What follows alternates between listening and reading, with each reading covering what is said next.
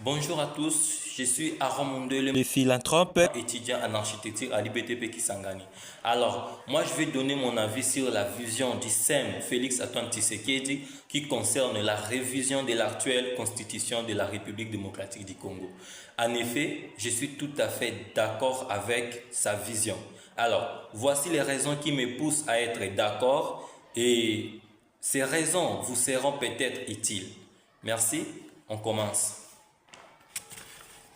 La proposition de nouvelles innovations attendues dans la nouvelle constitution de la RDC. 1.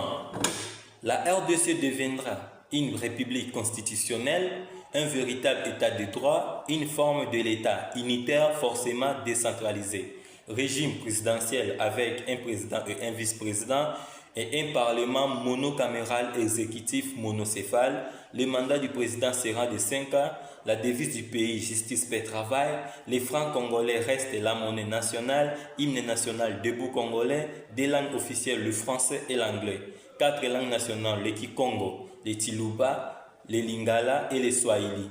Les défis de la mondialisation nous obligent à intégrer l'anglais comme seconde langue officielle car c'est un grand instrument pour le développement d'un État à vocation continentale comme la RDC. La capitale politique et administrative sera toujours Kinshasa. Kisangani sera la capitale militaire. Goma sera la capitale touristique avec des brigades sécuritaires. Kolwezi sera la capitale industrielle économique avec la construction de plusieurs zones économiques.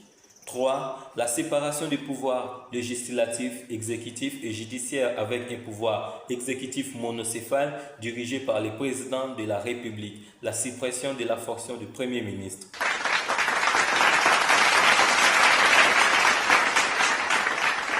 La reconnaissance de la double nationalité uniquement pour les Congolais d'origine.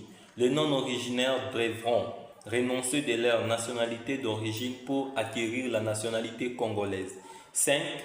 Le mode de scrutin redeviendra à deux tours pour la présidentielle afin de renforcer la légitimité du pouvoir par le peuple. 6. Un parlement monocaméral réduit à 350 députés nationaux siégeant à chambre unique, chambre de représentants, la suppression du Sénat qui est budgétivore. 7. Suppression des émoluments des élus du peuple, que ce soit au niveau national ou provincial et municipal, ne toucheront désormais que des jetons de présence à l'issue des plénières. 8. Pas des élections de gouverneurs et vice-gouverneurs, ces derniers seront nommés par le président de la République et seront de non-originaires.